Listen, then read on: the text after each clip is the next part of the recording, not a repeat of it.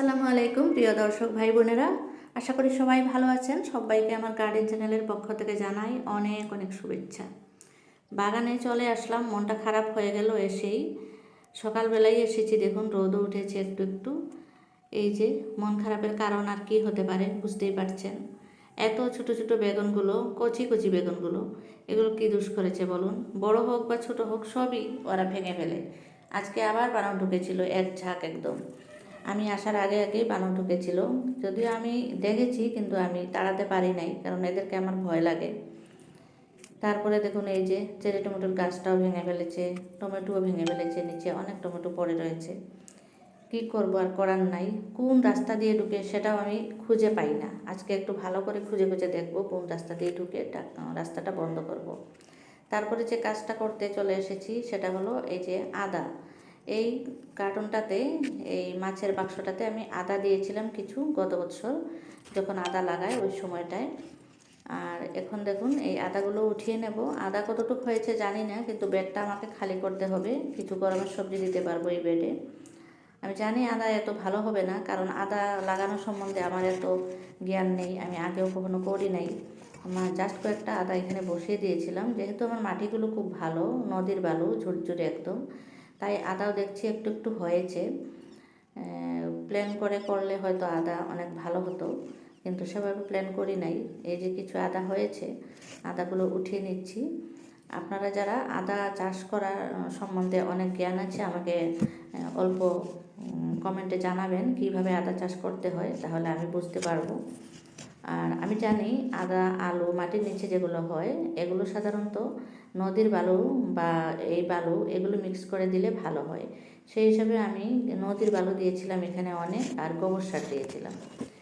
ওইগুলো মিক্স করে দিয়েই আমি জাস্ট বসিয়ে দিয়েছিলাম। ঘরে খাবার যেগুলো আদা আনা হয় ওগুলোর চেয়ে ওগুলো থেকেই দুই একটা আদা দিয়েছিলাম। এই যে দেখুন কত সুন্দরভাবে আদা হয়ে গেছে।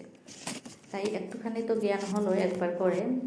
এবছর আদা যখন লাগানোর সময় হবে, মার্চ এপ্রিল এরকম সময়ে লাগায় সাধারণত, ওই রকম সময়ে আমি আদা কিছু বসিয়ে দেব।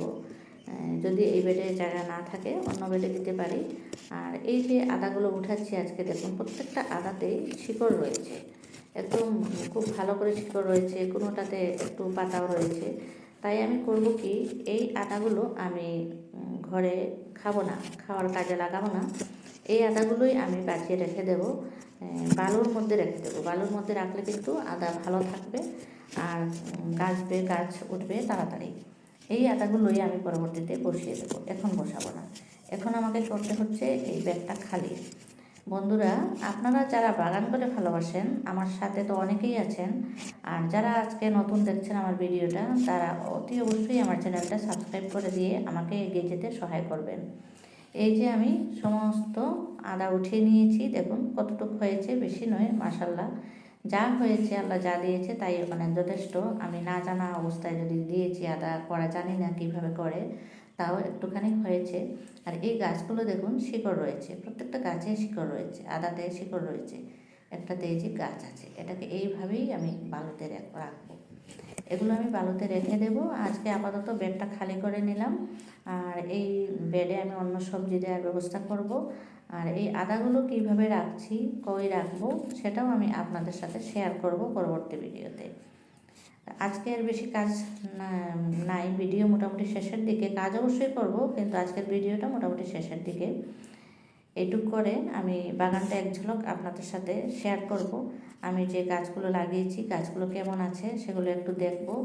আর বাগানে জল দেওয়ার কাজ তো অবশ্যই আছে, প্রত্যেকদিন জল দিতেই হয়।